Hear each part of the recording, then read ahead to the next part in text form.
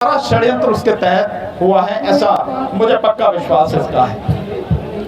पर मेरा आपसे साथियों, आपसे भी कहना है, जो साथी हैं, जो भाई हमारे जिन्होंने मुझे सूचना दी, भाई चांद बौद्ध जी और जितने भी साथी हैं, देखिए आप लोग भी इस लड़ाई को जिस तरह से लड़नी चाहिए, मैं विश्वास के साथ कह सकता हूं, लड़ नहीं रहे। शायद आपको पता भी नहीं है कि ये लड़ाई कैसे लड़ी जाए। जब कानूनी लड़ाई शुरू होती है तो उसको फिर कानूनी तरीके से लड़ना पड़ता है। जैसा वीडियो है उसमें मैं मान सकता हूं कि गोल्डन को सारी चीजें पता है, कि कानून के विषय में पता है, सेक्शन के विषय में पता है, पर कानून केवल सेक्शन नहीं, इससे अलग भी बहुत सी चीजें हैं। आप दवाई दे सकते हैं कि बुखार हो गया तो आप अनुभव है आपको कि भैया इसके लिए क्रोसिन दे दो, लेकिन बुखार किस तरह का क्या है वो डॉक्टर बता। गोल्डन की टीम के साथी हमसे संपर्क करेंगे तो हम हर तरह की मदद उन्हें करने को तैयार हैं। मैं समझता हूँ बहुत अच्छा, क्योंकि इसमें बाकायदा इतने सारे केस हैं, सबको हैंडल करने के लिए रिट फाइल होगी, हाई कोर्ट में रिट फाइल होगी और उस रिट में ये सारी चीजों को रखा जाएगा। वो साथी हैं, आप उनसे संपर्क कीजिए। आई थिंक वो सब कुछ समर्थ है सेक्शन में, और इनकेस अगर कोई बात लगती है तो मैं भी आपके साथ यहाँ से वहां पटना हाईकोर्ट चलने के लिए तैयार हूँ, कोई दिक्कत किसी तरह की नहीं है। और मेरा आपसे जो शब्द मैं यहाँ दोहराना नहीं चाहता, जो कहलवाया है वो मैं जानता हूँ किस मारपीट के बाद, किस दबाव के बाद, कितना टॉर्चर करने के बाद वो सब कुछ कहलवाया है। पर मेरा एक निवेदन है, ये बात मेरी पहुंचाइए वहां तक, और आप सबसे भी, वीर सावरकर बनने की जरूरत नहीं है। जो किया है उसकी माफी मांग लो। क्यों? जो किया है तो किया है, ज्यादा से ज्यादा पुलिस एनकाउंटर कर देगी, मार देगी, लेकिन इतना भी दम उसमें पुलिस में नहीं है, मैं जानता हूं अच्छी तरह से। मारना होता। चांदराम जी हैं जो चांद बौद्ध जी के नाम से भी जाने जाते हैं, उन्हीं के माध्यम से मुझे गोल्डन भाई के विषय में ये सारी चीजें पता लगी।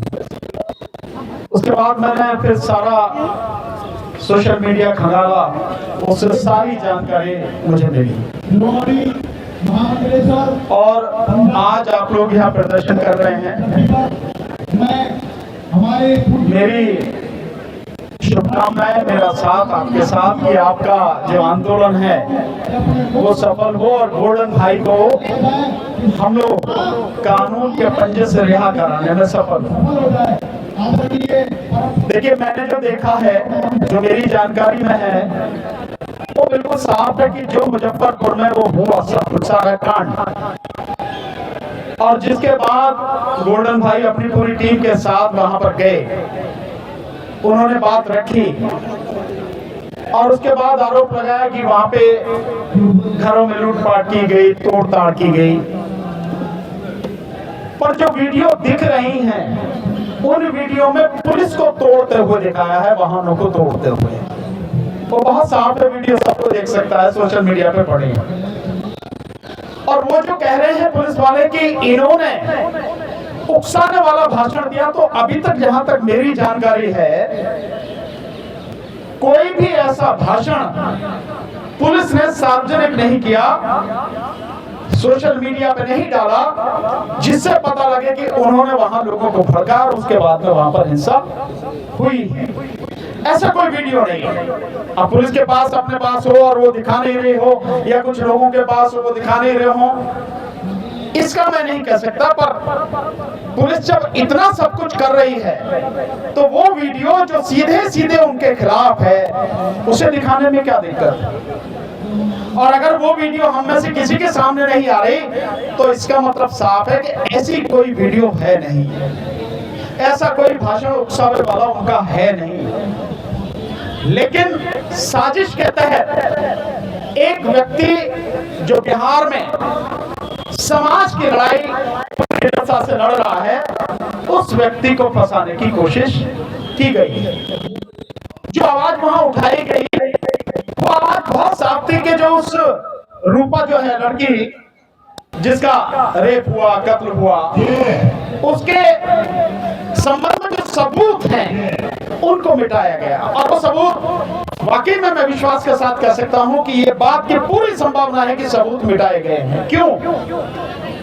अगर आप देखेंगे तो वहां वीडियो उस परिवार की जो लड़की है, जिस परिवार की वो लड़की है, उसकी माँ की, उसकी बहन की, उन लोगों की वीडियो है, और साथ में विशेष रूप से जब वो उसकी लाश मिली है और उस लाश को जब वहां से लेके गए हैं, उन चश्मदीद गवाहों ने जो मतलब सारी देखी है उस लाश को, और उन्होंने बताया कि पूरी बॉडी जो पूरा शरीर काट रखा था, और बहुत आगे तक उन्होंने बताया कि जिस तरह से आपने यहाँ पे जो दिल्ली में एक बार वो कांड हुआ था, भयानक कांड जो हुआ था, उसी तरह की बुरी गति उस लड़की के साथ में की गई है। ये सब कुछ और उन सबको जो है हटाया गया और बाद में कहा गया है कि उसके लड़की के यहाँ सर पे चोट है और गर्दन पे चोट है, यही से बताया गया है।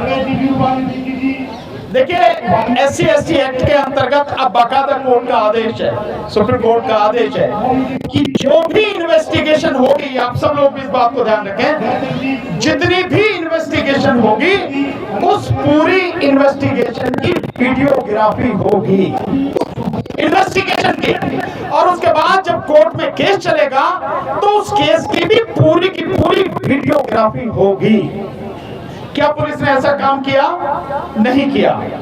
लाश जहां पर थी वहीं से वीडियोग्राफी शुरू होनी थी और उसके बाद में जहां तक हो गई पोस्टमार्टम भी पूरा उसकी वीडियोग्राफी होनी थी, जो कहीं नहीं है, जो इस बात का पक्का सबूत है कि सबूतों को मिटाया गया और जो पोस्टमार्टम रिपोर्ट है उस रिपोर्ट को मैनिपुलेट किया गया, डॉक्टर के माध्यम से मिलकर पुलिस ने मैनिपुलेट किया है।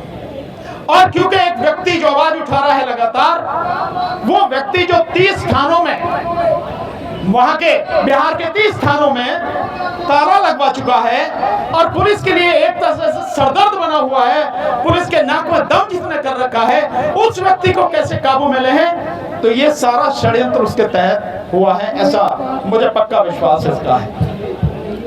पर मेरा आपसे साथियों, आपसे भी कहना है, जो साथी हैं, जो भाई हमारे जिन्होंने मुझे सूचना दी, भाई चांद बौद्ध जी और जितने भी साथी हैं, देखिए आप लोग भी इस लड़ाई को जिस तरह से लड़नी चाहिए, मैं विश्वास के साथ कर सकता हूं, लड़ नहीं रहे। शायद आपको पता भी नहीं है कि ये लड़ाई कैसे लड़ी जाए। जब कानूनी लड़ाई शुरू होती है तो उसको फिर कानूनी तरीके से लड़ना पड़ता है। जैसा वीडियो है उसमें मैं मान सकता हूं कि गोल्डन को सारी चीजें पता है, कि कानून के विषय में पता है, सेक्शन के विषय में पता है, पर कानून केवल सेक्शन नहीं, इससे अलग भी बहुत सी चीजें हैं। आप दवाई दे सकते हैं कि बुखार हो गया तो आप अनुभव है आपको कि भैया इसके लिए क्रोसिन दे दो, लेकिन बुखार किस तरह का क्या है वो डॉक्टर बता सकता है, आप नहीं बता सकते, आप नहीं जान सकते। इन चीजों को भी जानना बहुत जरूरी है। ये लड़ाई अब कानून की लड़ाई बन चुकी है।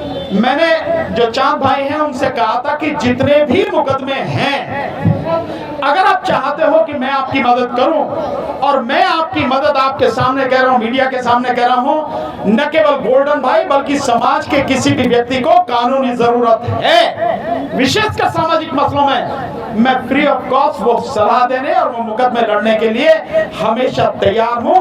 आप मेरी सेवाएं ले सकते हैं, लेकिन आप मुझे जानकारी तो देंगे पूरी। आपने मुझे कोई जानकारी नहीं, आपने केवल 10-12 किस्सों जो केस है उनकी रिपोर्ट दे दी, और वो भी मुझे वो रिपोर्ट भेजी है जो पुलिस भेज रही है, पुलिस ने जो रिपोर्ट दी है। और मैं जो वीडियो देखता हूँ वो साथी शायद जोश टीवी करके हैं, कोई हमारे एक साथी हैं मीडिया चलाते हैं, उनके वीडियो में देखा तो गोल्डन खुद कह रहे हैं कि मेरे ऊपर 67 केस हैं, 67 केस हैं पुलिस ने। आप इससे चिंता मत कीजिए कि 67 केस में तो कोई अपराधी हो जाता, मैं जानता हूँ पुलिस कैसे अपराधी बनाती है, मैं फौजदारी का वकील हूँ, बहुत अच्छी तरह जानता हूँ। ये सब केस लगा दिए जाते हैं एक ही, उससे जो 10 केस 50 केस बना दिए जाते हैं। जब राहुल गांधी पे 20 केस बन सकते हैं तो गोल्डन पे 67 केस तो हो ही सकते हैं, तो ऐसी कोई बात नहीं, इनसे घबराने की जरूरत नहीं। करने की जरूरत ये है उन तमाम जो मुकदमे हैं, उन मुकदमों की पूरी FIR चार्जशीट सारी की सारी आप हमें उपलब्ध कराएं, ताकि हम आपको कानूनी रास्ता बता सकें, आपको कानूनी मदद कर सकें। अगर आप वो सारी चीजें हमें नहीं देंगे तो हमें पता नहीं लगेगा कि सारी चीजों में पुलिस की जो है गड़बड़ियां क्या हैं और पुलिस ने किस तरह से ये सब कुछ झूठा केस बनाया। मैं आपसे यहां भी कह रहा हूं, मैंने तब भी कहा था, अभी तक आपने मुझे वो उपलब्ध नहीं कराया। मैं कह रहा हूं आपसे, सारे केस 67 केस हैं, तो सबकी एफआईआर, सब में जिसमें चार्जशीट फाइल होगी है वो किस किस में जेल, क्योंकि 19 बार जेल की बात गोल्डन भाई ने की है। और दूसरा एक मैं आपको सलाह दूंगा, जो आप प्रदर्शन कर रहे हैं, प्रदर्शन की तरह होना चाहिए, उसकी एक आवाज, उसकी एक ताकत दिखनी चाहिए। जैसा आप मुझे कह रहे थे वैसा नजर नहीं आ रहा है। इन सारी चीजों को ध्यान में रखिए। दूसरा, एक बड़े और मजबूत प्रदर्शन की तैयारी कीजिए, ये मेरी अपनी सलाह है, आप माने तो ना माने तो, और वो कीजिए आप बिहार में, क्योंकि बिहार में बहुत लोग उनके साथ में हैं। तो बिहार में, और मैं वहां बिहार में भी, पटना में आप कीजिए, वहां बहुत लोग इकट्ठे हो सकते हैं और एक आवाज मजबूती से वहां जाए। लेकिन उससे पहले आप ये सारी कानूनी चीजें हैं, इनको ठीक कीजिए, हमें फाइल दीजिए। और एक और साथी हैं, एडवोकेट हैं, मैं नाम नहीं जानता, लेकिन मैंने उनको वीडियो देखा है उनका, और शायद पटना हाई कोर्ट में वो सब करते हैं, और वो कह रहे हैं कि गोल्डन का कोई कसूर नहीं है, पुलिस ने सब कुछ झूठा बनाया है, जिन जिन सबूतों की है वो सबूत कुछ नहीं है, और सबूतों को मिटाया गया है। और उन्होंने कहा है कि अगर गोल्डन की टीम के साथी हमसे संपर्क करेंगे तो हम हर तरह की मदद उन्हें करने को तैयार हैं। मैं समझता हूँ बहुत अच्छा, क्योंकि इसमें बाकायदा इतने सारे केस हैं, सबको हैंडल करने के लिए रिट फाइल होगी, हाई कोर्ट में रिट फाइल होगी, और उस रिट में ये सारी चीजों को रखा जाएगा। वो साथी हैं, आप उनसे संपर्क कीजिए, आई थिंक वो सब कुछ समर्थ है सेक्शन में। और इनकेस अगर कोई बात लगती है तो मैं भी आपके साथ यहाँ से वहां पटना हाई कोर्ट चलने के लिए तैयार हूँ, कोई दिक्कत किसी तरह की नहीं है। और मेरा आपसे निवेदन ये है, इस मामले को गंभीरता से लीजिए साथियों। साथियों, एक चीज ध्यान रखिए, हमारा कोई नहीं है, जब हमारे अपने नहीं हैं तो हम दूसरों से कैसे उम्मीद करें कि वो हमारे हो जाएंगे?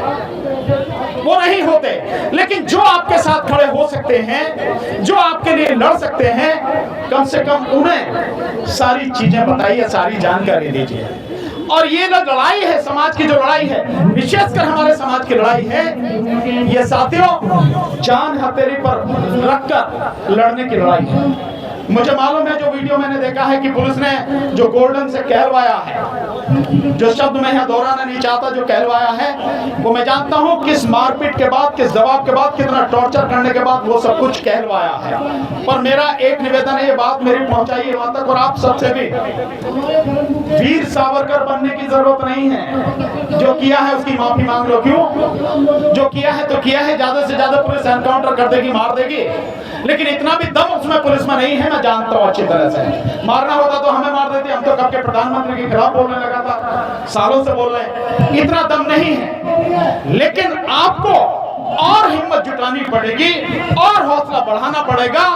केवल आप अपने लिए नहीं, जब समाज के लिए जी रहे हैं तो आपकी आवाज, आपका हर काम, आपका हर तरीका ऐसा होना चाहिए जिससे समाज के अंदर से डर भागे, डर मिटे, हौसला बढ़े, और समाज अपनी लड़ाई लड़ने के लिए तैयार हो जाए, खुद खड़ा हो जाए। ये काम साथियों हमें करना पड़ेगा। इन सारी चीजों को ध्यान रखिए। मैं आपके साथ कल भी था, मैं आपके साथ आज भी हूं, और जब तक सांस चलती है मैं समाज के साथ या उन दबे कुचले लोगों के साथ, या जिनकी आवाज उठाने में किसी को डर लगता है और वो न्याय की आवाज है, ईमानदारी की आवाज है, हमेशा उनके साथ में हूं, हमेशा साथ में रहूंगा। आपने मुझे बुलाया, मैंने आपको कहा था कि मैं आऊंगा 3 और 4 के बीच में, मैं आपके बीच में हाजिर हूं, हमेशा रहूंगा। आपने सम्मान दिया, बुलाया, बोलने का मौका दिया, उसके लिए बहुत बहुत धन्यवाद। बैठकर विचार कीजिए, एक बढ़िया रणनीति बनाइए और अपने भाई को इस कानूनी पंजे से बचाइए। हम पूरी मदद के लिए तैयार हैं। Thank you. जय भीम, नमो बुद्धाय।